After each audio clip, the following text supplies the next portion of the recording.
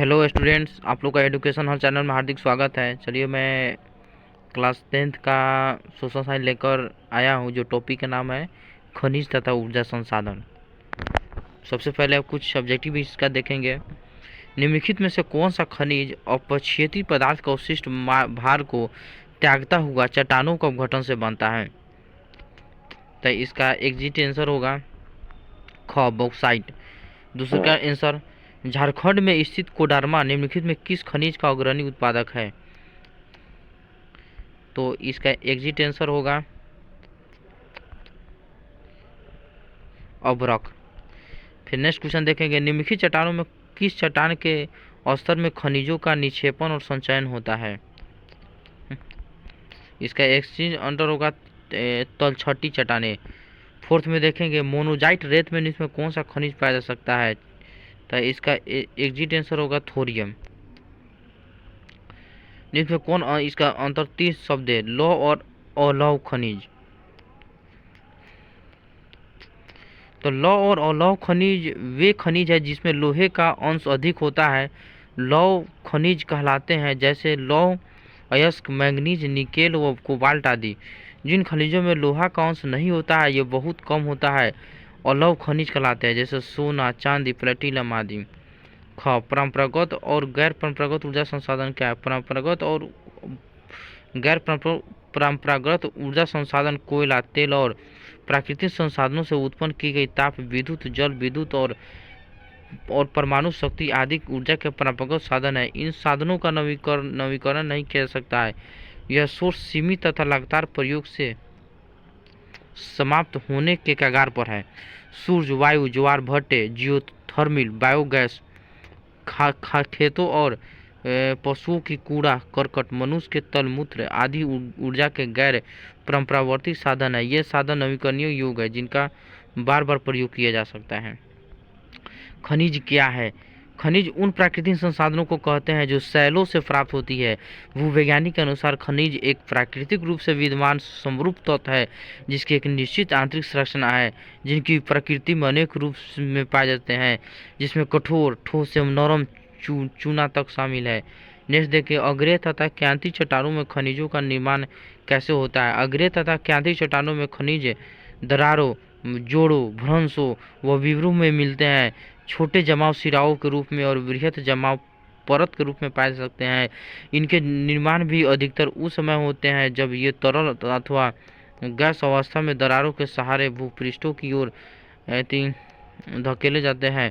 ऊपर होते हुए ये ठंडी होकर जम जाते हैं। मुख्य धात्विक खनिज जैसे जस्ता, तांबा, जिंक और सीसा आदि इस तरह सिराओं और जमाव के रूप में प्राप्त होते हैं। हमें खनिजों के संरक्षण की क्यों आवश्यकता है? वर्तमान औद्योगिक युग में विभिन्न प्रकार के खनिजों के भारी प्रयोग किए जाने लगा।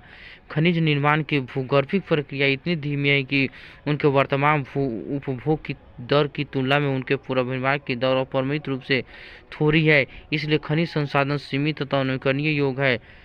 समृद्ध खनिज निक्षेप हमारे देश की मूल्यवान संपत्ति है, लेकिन ये अल्पजीवी है और अयस्क के सतत उत्खनन की गहराई बढ़ाने के साथ उनकी गुणवत्ता घटती जाती है। इसलिए खनिजों के संचरण की आवश्यकता होती है।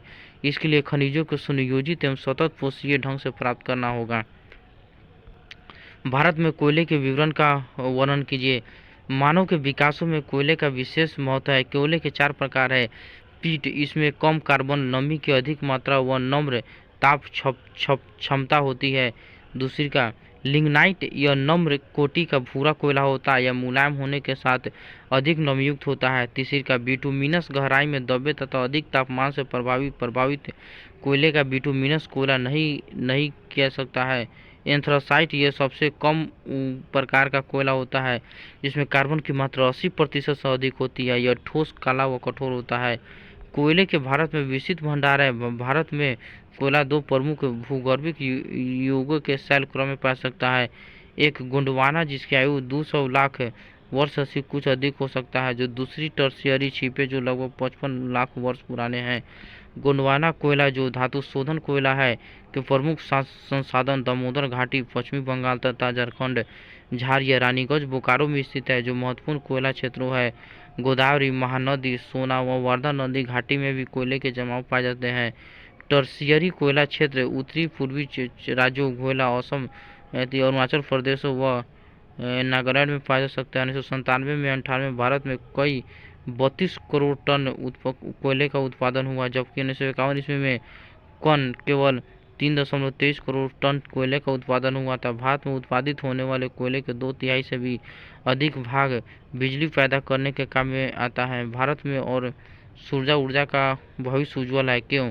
भारत में सौर ऊर्जा का भविष्य बहुत उज्ज्वल है, जिसका मुख्य कारण है निम्नलिखित। भारत एक उष्णकटिबंधीय देश है। यहाँ सौर ऊर्जा के दोहन की असीम संभावना है। एक अनुमान के अनुसार यह लगभग 200 मेगा प्रति वर्ग किलोमीटर प्रति वर्ष है। भारत में फोटोवोल्टाइक टेक्निकल रूप से धूप के सीधे विद्युत में परिवर्तित किया जा सकता है। भारत का सबसे बड़ा ऊर्जा संयंत्र भुज के निकट माधोपुर में स्थित है, जहां सौर ऊर्जा में दूध के बड़े बर्तनों को कीटाणु मुक्त किया जा सकता है। सूर्य के प्रकाश प्रकृति का मुफ्त उपहार है, इसलिए निम्न वर्गों के लोग आसानी से सूर्य ऊर्जा का लाभ उठा सकते हैं।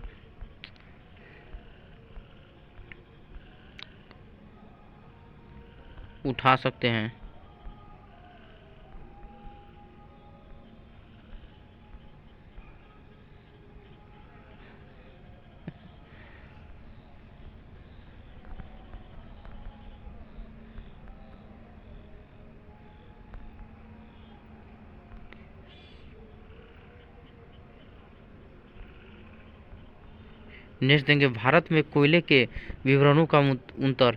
भारत मानव के विकास में कोयले का विशेष महत्व है। कोयले के 4 प्रकार हो सकती है। पीट, जिसमें कम कार्बन, नमी की अधिक मात्रा में निम्न ताप क्षमता होती है। लिग्नाइट, यह निम्न कोटि का भूरा कोयला होता है। यह मुलायम होने के साथ अधिक नमीयुक्त होता है। विटुमिनस, गहराई में दबे तथा अधिक तापमान में प्रभावित कोयले का विटुमिनस कोयला कहा सकता है। एंथ्रेसाइट, यह सबसे उत्तम प्रकार का कोयला होता है, जिसमें कार्बन की मात्रा 80% से अधिक होती है। यह ठोस, काला व कठोर होता है। कोयला के भारत में विस्तार भंडार। भारत में कोयला 2 प्रमुख भूगर्भिक युगा के 30 शैल क्रमों में पाया सकता है। एक गोंडवाना, जिसका आयु 200 लाख वर्ष से कुछ अधिक है, जो दूसरी टर्शियरी निक्षेप जो लगभग 55 लाख वर्ष पुराने हैं। गोंडवाना कोयला जो धातु शोधन कोयला है के प्रमुख संशोधन दामोदर घाटी, झरिया, रानीगंज, बोकारो में स्थित है, जो महत्वपूर्ण कोयला क्षेत्र है। गोदावरी महानदी, सोनवर्धा नदी, घोटावला में भी कोयला के जमाव जाते हैं। टर्शियरी कोयला क्षेत्र उत्तर पूर्वी राज्य मेघालय, असम, अरुणाचल प्रदेश व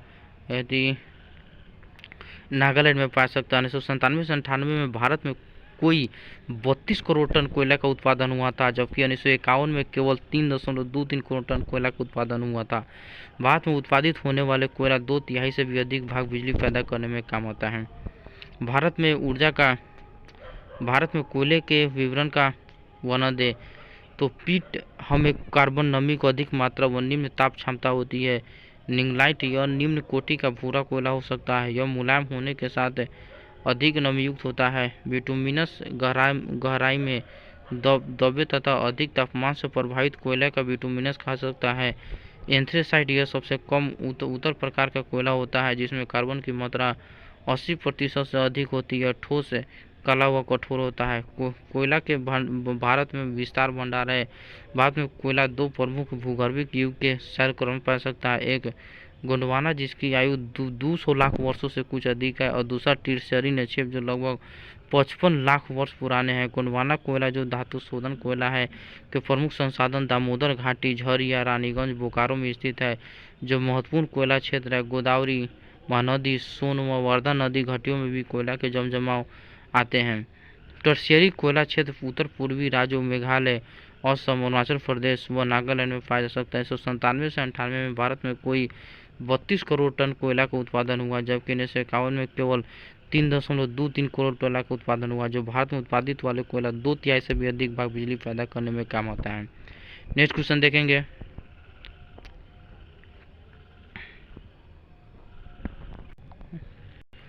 भारत में सौर ऊर्जा का भविष्य उज्ज्वल क्या है? तो भारत में सौर ऊर्जा का भविष्य बहुत उज्ज्वल है, जिसका मुख्य कारण निम्नलिखित है। भारत एक उष्ण कटिबंधीय देश है। यह सौर ऊर्जा के दहन की असीम संभावना है। एक अनुमान के अनुसार यह लगभग 20 मेगावाट प्रति वर्ग किलोमीटर प्रति वर्ष है। भारत में फोटोवोल्टाइक टेक्निकल द्वारा धूप को सीधे विद्युत में परिवर्तित किया जा सकता है। भारत का सबसे बड़ा और सौर ऊर्जा भूज के संकट माधोपुर में स्थित है, जहां सौर ऊर्जा से दूध के बड़े बर्तनों को कीटाणु मुक्त किया जा सकता है। सूर्य की प्रकाश प्रकृति का मुफ्त उपहार है, इसलिए निम्न वर्गों के लोग आसानी से सौर ऊर्जा का लाभ उठा सकते हैं। कोयला, पेट्रोलियम, प्राकृतिक गैस आदि ऊर्जा के ऐसे सोर्स हैं जो एक बार प्रयोग के बारे में दोबारा प्रयोग नहीं लाए जा सकते हैं।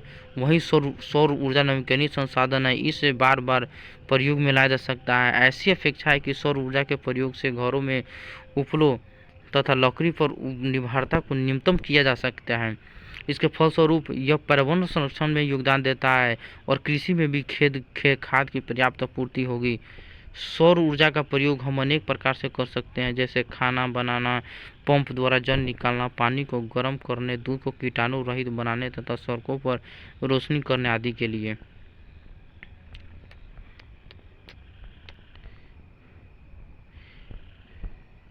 चलिए, ये बहुत ही छोटा टॉपिक था जो क्लास 10 का था। टॉपिक का नाम था खनिज तथा ऊर्जा संशोधन। ये शॉर्ट MCQ और लॉन्ग के लिए काफ़ी इंपॉर्टेंट साबित होगा बिहार बोर्ड एग्जाम 2026 के लिए। अगर जितने भी स्टूडेंट्स अगर इस वीडियो को देख रहे हैं तो कृपया लाइक करें, शेयर करें, सब्सक्राइब करें और बेल आइकन को दबाना ना भूलें।